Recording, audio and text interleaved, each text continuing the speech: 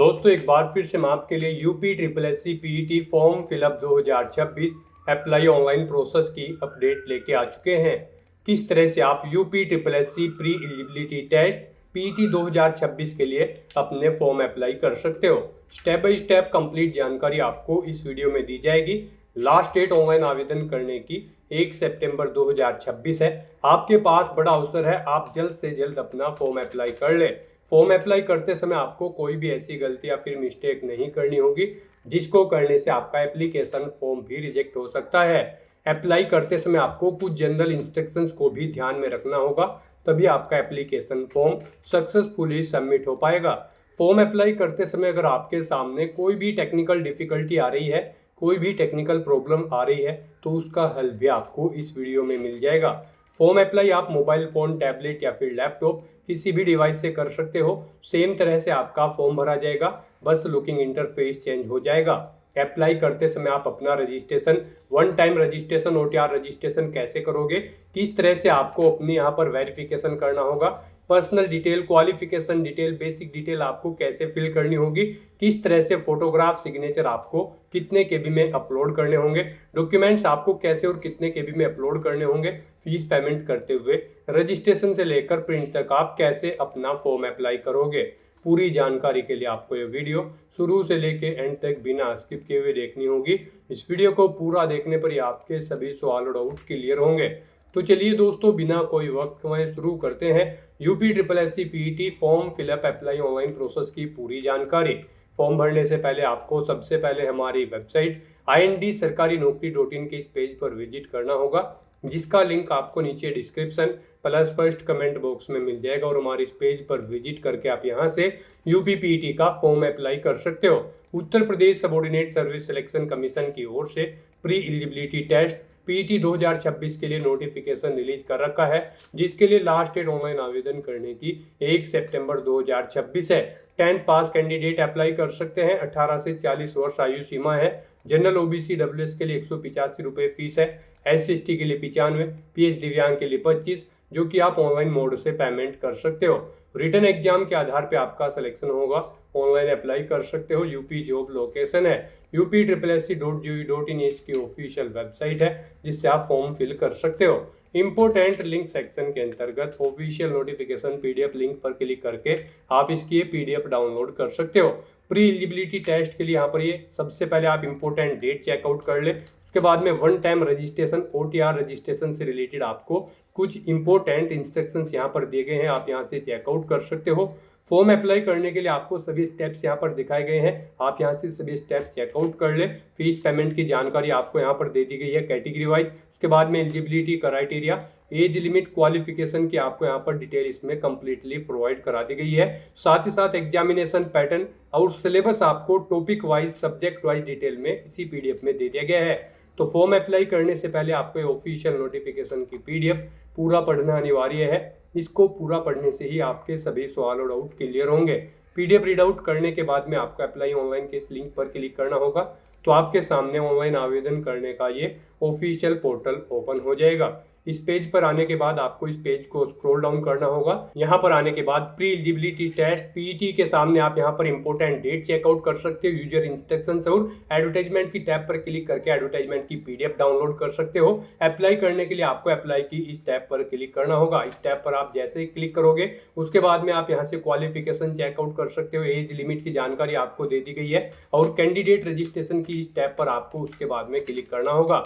इस टैब पर आप जैसे ही क्लिक करोगे तो आपके सामने कुछ इस तरह से वन टाइम रजिस्ट्रेशन का ये ऑफिशियल पोर्टल ओपन हो जाएगा। अब गाइस, यहाँ पर अगर आपने यूपी ट्रिपल एससी के पोर्टल पर अपना वन टाइम रजिस्ट्रेशन कंप्लीट कर रखा है, तो आपको यहाँ पर अपना मोबाइल नंबर या फिर OTR नंबर का यूज करते हुए लॉगिन करके यहाँ पर अपना फॉर्म अप्लाई करना है। तो आप यहाँ पर इनमें से कोई भी एक ऑप्शन सेलेक्ट करें, OTR नंबर या फिर मोबाइल नंबर, और फिर यहाँ पर आप अपना OTR नंबर या मोबाइल नंबर एंटर करें। गेट OTP के ऑप्शन पर क्लिक करें। फिर आपके मोबाइल नंबर पर एक OTP आएगा, जिससे आपने अपना रजिस्ट्रेशन किया होगा यूपी ट्रिपल एससी के पोर्टल पर। जिस मोबाइल नंबर का यूज करते हुए उस पर एक OTP आएगा, वो OTP आपको यहाँ पर एंटर करना है। ये वेरिफिकेशन कोड आपको यहाँ पर एंटर करना है और लॉगिन के स्टेप पर क्लिक करते हुए आपको लॉगिन करके अपना फॉर्म अप्लाई कर लेना है। और गाइज अगर आपने अभी तक यूपी ट्रिपल एससी के पोर्टल पर अपना वन टाइम रजिस्ट्रेशन नहीं किया है तो सबसे पहले यहाँ पर आपको अपना वन टाइम रजिस्ट्रेशन करना होगा। उसके लिए आपको यहाँ पर new one time registration OTR की ये टैब दी गई है, आपको इस पर क्लिक करना है। आपके सामने यहाँ पर फिर कुछ इस तरह से इंटरफेस ओपन होगा। अब यहाँ पर आपको अपना रजिस्ट्रेशन करने से पहले कुछ जनरल इंस्ट्रक्शंस प्रोवाइड कराए गए हैं, आपको इन्हें केयरफुली रीड कर लेना है। उसके बाद आपको अपना रजिस्ट्रेशन करना है। यहाँ पर आपसे पूछा गया है कि क्या आपके पास PT 2025 का रजिस्ट्रेशन नंबर है, अगर है तो आप यस ऑप्शन सेलेक्ट करेंगे, अपना PT 2025 का रजिस्ट्रेशन नंबर यहाँ पर एंटर करेंगे, फिर गेट OTP के इस ऑप्शन पर क्लिक करेंगे। आपके रजिस्टर्ड मोबाइल नंबर पर जिससे आपने अपना रजिस्ट्रेशन किया होगा PT 2025 में, उस पर एक OTP आएगा। वो OTP आप यहाँ पर एंटर करते हुए अपना मोबाइल नंबर वेरीफाई करेंगे और फिर आपके सामने यहाँ पर रजिस्ट्रेशन का फॉर्म ओपन हो जाएगा, जिसको भरकर आपको अपना रजिस्ट्रेशन करना होगा। और गाइज अगर आप बिल्कुल फ्रेश है, आपने 2025 PT में रजिस्ट्रेशन नहीं कर रखा है, तो यहाँ पर आपको सिंपली नो ऑप्शन सेलेक्ट कर लेना है और फिर आपके सामने यहाँ पर रजिस्ट्रेशन का ये फॉर्म ओपन हो जाएगा। गाइज यहाँ पर अगर आपने 2025 में रजिस्ट्रेशन कर रखा है, आपके पास रजिस्ट्रेशन नंबर है, तो उसे एंटर करते हुए भी आपके सामने यहाँ पर यही फॉर्म स्टार्ट होगा। बस इसमें आपको आपकी जो बेसिक डिटेल्स है वो ऑटोमेटिकली फिर मिल जाएगी, जैसे कि आपका नाम, आपके फादर का नाम, आपकी डेट ऑफ बर्थ, ये जो बेसिक इन्फॉर्मेशन है ये आपको ऑटोमेटिकली फिल मिलेगी। कुछ ही डिटेल्स आपको फिल करनी होगी, वो आपके OTR से फैच करके यहाँ पर आपको ऑटोमेटिकली फिल मिल जाएगी। और अगर आप बिल्कुल फ्रेश है तो यहाँ पर आपको मैन्युअली सभी डिटेल्स आपको अपनी देनी होगी। सेम प्रोसेस दोनों का यहाँ पर रजिस्ट्रेशन का रहेगा, अगर आपके पास 2025 का रजिस्ट्रेशन नंबर है या फिर नहीं है। सबसे पहले यहाँ पर आपको अपना मोबाइल नंबर एंटर करना है। उसके बाद आपको यहाँ पर click here to verify mobile के इस ऑप्शन पर क्लिक करना है। फिर आपके मोबाइल नंबर पर एक OTP आएगा, वो OTP आपको यहाँ पर एंटर करते हुए अपना मोबाइल नंबर वेरीफाई कर लेना है। उसके बाद आपको ऐसे ही यहाँ पर अपनी ईमेल ID एंटर करनी है और फिर आपको click here to verify email के ऑप्शन पर क्लिक करना है। फिर आपकी ईमेल ID पर भी एक OTP आएगा, वो OTP यहाँ पर एंटर करते हुए आपको अपनी ईमेल ID भी वेरीफाई कर लेनी है। उसके बाद यहाँ पर आपको अपनी पर्सनल डिटेल प्रोवाइड करनी है। यहाँ पर आपको सबसे पहले अपना नाम एंटर करना है, उसके बाद आपको उसे एक बार फिर से एंटर करके कंफर्म कर लेना है। फिर यहाँ पर आप अपनी डेट ऑफ बर्थ सेलेक्ट करेंगे। उसके बाद आपको अपना जेंडर सेलेक्ट करना है, मेल या फिर फीमेल। फिर यहाँ पर आपको अपने फादर का नाम एंटर करना है। उसके बाद यहाँ पर आपको अपनी मदर का नाम एंटर करना है और फिर गाइज आपको यहाँ पर अपना डोमासाइल स्टेट सेलेक्ट कर लेना है, जिस स्टेट का आपके पास डोमासाइल है। फिर यहाँ पर आपको अपना होम डिस्ट्रिक्ट सेलेक्ट कर लेना है। उसके बाद यहाँ पर आपको अपनी कैटेगरी सेलेक्ट कर लेनी है, आप जिस कैटेगरी से बिलोंग करते हैं। फिर यहाँ पर आपको अपनी बेसिक एकेडमिक डिटेल्स प्रोवाइड करनी है। यहाँ पर सबसे पहले आपको अपनी हाई स्कूल की डिटेल प्रोवाइड करनी है। यहाँ पर आपको बताना है किस बोर्ड से आपने अपना हाई स्कूल पास आउट किया है। आप यहाँ पर बोर्ड का नाम सेलेक्ट करेंगे। उसके बाद यहाँ पर आपको पासिंग ईयर सेलेक्ट कर लेना है, कब आपने अपनी 10वीं क्लास पास आउट की है वो ईयर यहाँ पर आप सेलेक्ट करें। फिर गाइज यहाँ पर आपको अपना रोल नंबर एंटर करना है 10वीं क्लास का। उसके बाद यहाँ पर आपको बताना है आपका जो 10वीं का रिजल्ट था वो ग्रेडिंग में था या फिर परसेंटेज सिस्टम में था, आप अपने अकॉर्डिंग ऑप्शन सेलेक्ट करेंगे। उसके बाद आप बताएंगे कितने मार्क्स यहाँ पर आपने ऑब्टेन किए हैं, टोटल कितने मार्क्स थे जिसमें से आपने मार्क्स ऑब्टेन किए हैं। इनके अकॉर्डिंग आपकी मार्क्स की परसेंटेज कैलकुलेट करके यहाँ पर आपको शो कर दी जाएगी। उसके बाद यहाँ पर आपको अपने एड्रेस की डिटेल प्रोवाइड करनी है।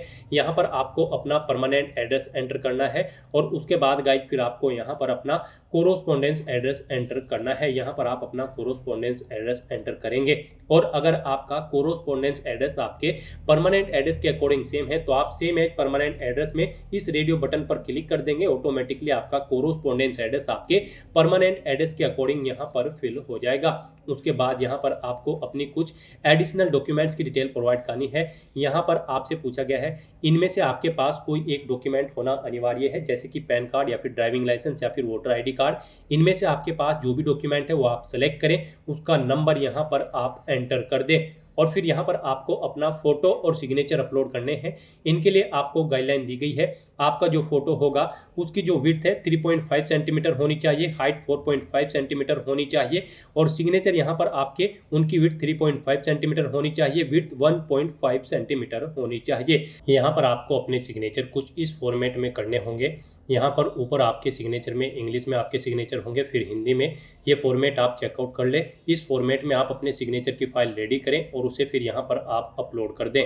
यहाँ पर आपके ये डॉक्यूमेंट 30 KB से 50 KB के बीच में होने चाहिए। यहाँ पर सिग्नेचर का आपकी फाइल का साइज रहेगा 30 KB से 50 KB, और जो आपके फोटो की फाइल का साइज होगा वो 50 KB से 100 KB के बीच में होना चाहिए। यहाँ पर ये JPG या फिर JPEG फॉर्मेट में होने चाहिए। तो अपने इन डॉक्यूमेंट्स को अपलोड करने के लिए आपको चूज फाइल के इन ऑप्शंस पर क्लिक करना है, फाइल को सेलेक्ट कर लेना है और 1 बाय 1 करके आपको अपना फोटो और सिग्नेचर यहाँ पर अपलोड कर देने हैं। गाइस, यहाँ पर अगर किसी कारणवश आपके फोटो या सिग्नेचर की फाइल का साइज कम या ज़्यादा है या फिर उनकी डायमेंशन कम या ज़्यादा है, तो आपको गूगल पर जाना है, इमेज रिसाइजर टाइप करना है, मल्टीपल ऑनलाइन वेबसाइट ओपन हो जाएंगी। कोई भी वेबसाइट ओपन करें, वहाँ पर उस डॉक्यूमेंट को अपलोड करें जिसका साइज आपको दी गई गाइडलाइन के अकॉर्डिंग सेट करना है। फिर उसका साइज वहाँ पर सेट करें, उसे वहाँ से डाउनलोड करें और यहाँ पर आप अपलोड कर दें।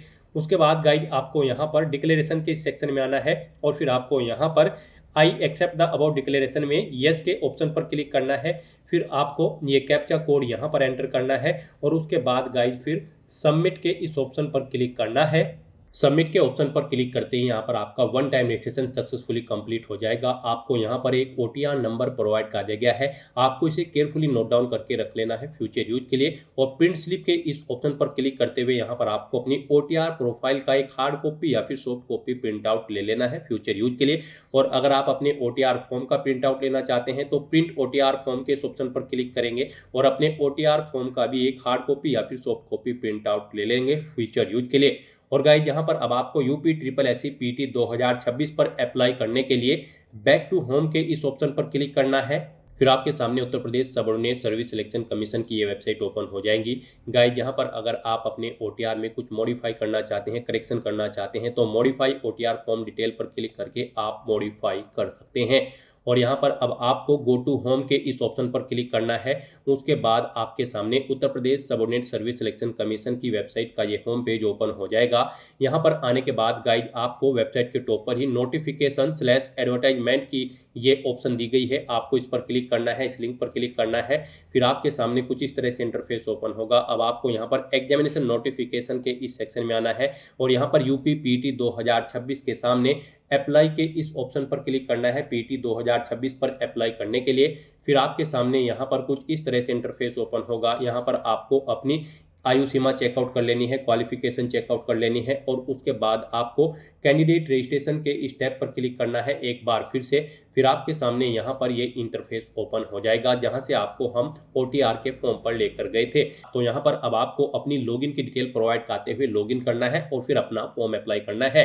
तो यहाँ पर लॉगिन करने के लिए आपके पास दो ऑप्शन है, मोबाइल नंबर या फिर OTR नंबर। यहाँ पर आपको जो OTR नंबर मिला है अपना 1 टाइम रजिस्ट्रेशन कंप्लीट करने के बाद वो यहाँ पर आप एंटर करें, या फिर गाइड आप अपना मोबाइल नंबर यहाँ पर एंटर करें और उसके बाद फिर आप यहाँ पर गेट OTP के इस ऑप्शन पर क्लिक करें। फिर आपके रजिस्टर्ड मोबाइल नंबर पर एक OTP आएगा, वो OTP आपको यहाँ पर एंटर करना है, ये कैप्चा कोड आपको यहाँ पर एंटर करना है और लॉगिन के स्टेप पर क्लिक करते हुए आपको लॉगिन करना है।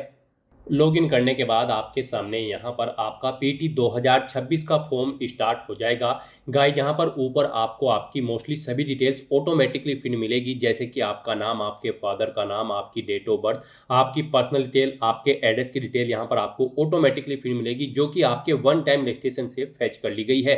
अब आपको इस पेज को नीचे स्क्रॉल करते हुए अपनी बेसिक एकेडमिक डिटेल यहाँ पर प्रोवाइड करनी है। यहाँ पर आपको 10वीं क्लास की डिटेल भी ऑटोमेटिकली फिर मिल जाएगी, जो आपने रजिस्ट्रेशन करते समय प्रोवाइड कराई थी। अब यहाँ पर आपसे पूछा गया है कि क्या आपने अपनी 12वीं क्लास भी कंप्लीट कर रखी है। अगर कर रखी है तो आप इस चेकबॉक्स को ओके करेंगे, नहीं कर रखी है तो इसे आप अनचेक ही रहने देंगे। गाइस, यहाँ पर अगर आपने 12वीं कर रखी है तो इस चेकबॉक्स को आप ओके करें और यहाँ पर फिर आप अपनी 12वीं क्लास की डिटेल प्रोवाइड कराएं। यहाँ पर आप बोर्ड का नाम सेलेक्ट करें, जिस बोर्ड से आपने अपनी 12वीं क्लास पास आउट की है। फिर यहाँ पर आपको पासिंग ईयर सेलेक्ट कर लेना है, कब आपने अपनी 12वीं क्लास पास आउट की है। फिर आपको अपनी 12वीं क्लास का रोल नंबर यहाँ पर एंटर करना है। फिर आपको बताना है आपका रिजल्ट का मोड परसेंटेज में था या फिर ग्रेड सिस्टम में, आप अपने अकॉर्डिंग ऑप्शन यहाँ पर सेलेक्ट करेंगे। परसेंटेज में था तो यहाँ पर आप बताएंगे कितने मार्क्स आपने ऑब्टेन किए हैं, टोटल कितने मार्क्स थे जिसमें से ये मार्क्स आपने ऑब्टेन किए हैं। इन मार्क्स के अकॉर्डिंग यहाँ पर आपकी परसेंटेज कैलकुलेट करके आपको शो कर दी जाएगी। इस तरह से यहाँ पर आपको अपनी 12वीं क्लास की डिटेल प्रोवाइड कर देनी है, अगर आपने 12वीं क्लास भी पास आउट कर रखी है। फिर आपसे पूछा गया है कि क्या आप मैरिड हैं, अगर हैं तो आप यस करेंगे, नहीं है तो आप नो ऑप्शन सेलेक्ट करेंगे। फिर यहाँ पर आपसे पूछा गया है कि क्या आप इकोनॉमिकली वीकर सेक्शन से बिलोंग करते हैं। यहाँ पर ओटीआर करते समय अगर आपने इसमें नो ऑप्शन सेलेक्ट किया होगा तो आप इसमें अब कुछ भी सिलेक्ट नहीं कर पाओगे, यहाँ पर ये कॉलम आपको डिसेबल कर दिया जाएगा। यस ऑप्शन अगर आपने सिलेक्ट किया होगा ओटीआर करते समय तो फिर यहाँ पर आपको अपनी डिटेल देनी होगी। फिर यहाँ पर आपसे पूछा गया है कि क्या आप गवर्नमेंट ऑफ उत्तर प्रदेश के एम्प्लॉय हैं, अगर हैं तो आप employ of Uttar Pradesh government option select करेंगे, नहीं है तो फिर यहाँ पर आप not employ of Uttar Pradesh government option select कर लेंगे। गाइज अगर आप एम्प्लॉय हैं, आप employ of Uttar Pradesh government option select करते हैं तो फिर यहाँ पर आपको अपने एम्प्लॉयमेंट की सर्विस की डिटेल देनी होगी। एम्प्लॉयमेंट का टाइप आपको सेलेक्ट कर लेना है। फिर यहाँ पर आपको सर्विस का ड्यूरेशन सेलेक्ट करना है, कब आपने यहाँ पर अपनी जॉब स्टार्ट की है वो डेट आपको सेलेक्ट कर लेनी है। इस तरह से यहाँ पर आपको अपनी सर्विस की डिटेल देनी है। फिर यहाँ पर आपसे पूछा गया है कि क्या आप फ्रीडम फाइटर के आश्रित हैं, अगर हैं तो आप यस करेंगे और नहीं है तो फिर आप सिंपली यहाँ पर नो ऑप्शन सेलेक्ट कर लेंगे। उसके बाद आपसे पूछा गया है कि क्या आप ई एक्स सर्विसमैन कैंडिडेट हैं, अगर है तो यहाँ पर आप बताएं IMN ex serviceman personnel of Uttar Pradesh या फिर IMN ECO या फिर SSCO या फिर CO पर्सनल ऑफ उत्तर प्रदेश। इनमें से आप जिस भी कैटेगरी के ई एक्स सर्विसमैन हैं वो आप यहाँ पर सेलेक्ट करें और फिर गाइड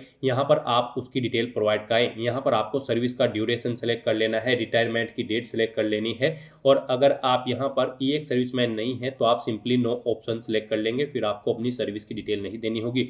उसके बाद आपसे पूछा गया है कि क्या आप स्पोर्ट पर्सन हैं, अगर हैं तो आप यस करेंगे और फिर यहाँ पर आप बताएंगे किस कैटेगरी के आप प्लेयर हैं, कैटेगरी A, B, C या फिर D। आप अपने अकॉर्डिंग यहाँ पर ऑप्शन सेलेक्ट करेंगे और फिर आप यहाँ पर अपनी कैटेगरी सब कैटेगरी सेलेक्ट करेंगे। आपने यहाँ पर अपनी इस कैटेगरी में ओलंपिक गेम्स में पार्टिसिपेट किया है फिर या फिर पैरा ओलंपिक गेम्स या फिर वर्ल्ड कप या फिर वर्ल्ड चैंपियनशिप, आप अपने अकॉर्डिंग यहाँ पर ऑप्शन सेलेक्ट कर लेंगे। गाइड यहाँ पर इस तरह से आपको अपनी स्पोर्ट्स की डिटेल देनी है और अगर आप स्पोर्ट पर्सन नहीं है तो आप सिंपली नो ऑप्शन सेलेक्ट कर लेंगे। उसके बाद आपसे पूछा गया है कि क्या आप PWD कैटेगरी कैंडिडेट है, अगर है तो आप यहाँ पर यस ऑप्शन सेलेक्ट करेंगे। उसके बाद आपको अपनी डिसेबिलिटी की डिटेल यहाँ पर देनी होगी, दिव्यांगता की। यहाँ पर आपको अपनी विजन सेलेक्ट कर लेना है डिसेबिलिटी का। क्या आपको यहाँ पर विजन है डिसेबिलिटी के अंतर्गत, आपको कम दिखाई देता है तो यस या नो आप अपने अकॉर्डिंग ऑप्शन सेलेक्ट करेंगे। फिर यहाँ पर आपको बताना है क्या आपको सुनने में भी कोई डिसेबिलिटी है, यहाँ पर कोई दिक्कत है, अगर है तो आप यहाँ पर यस करेंगे और फिर इसकी भी डिटेल आप प्रोवाइड कराएंगे। यहाँ पर अगर आपको देखने में कोई डिसेबिलिटी है तो आप बताएंगे कि आप दृष्टिहीनता है या फिर कम दृष्टि वाले हैं, इनमें से आप ऑप्शन सेलेक्ट करेंगे। सुनने में कम सुनाई देता है या फिर आप यहाँ पर आप बाधिर हैं यानी कि आप बिल्कुल बहरे हैं या फिर श्रवण शक्ति से ह्रास है, कुछ कमी है, आप अपने अकॉर्डिंग यहाँ पर ऑप्शन सेलेक्ट करेंगे। उसके बाद आपसे पूछा गया है कि क्या आपको यहाँ पर लोकोमेटेड डिसेबिलिटी है, अगर है तो आप यस ऑप्शन सेलेक्ट करेंगे और फिर इनमें से आप अपनी ऑप्शन सेलेक्ट करेंगे। आपको एक हाथ प्रभावित है, आपका एक पैर प्रभावित है या फिर दोनों हाथ प्रभावित है या फिर दोनों पैर प्रभावित है, आप अपने अकॉर्डिंग यहाँ से ऑप्शन सेलेक्ट करेंगे और अगर आपको लोकोमोटर डिसेबिलिटी नहीं है तो आप सिंपली नो ऑप्शन सेलेक्ट कर लेंगे।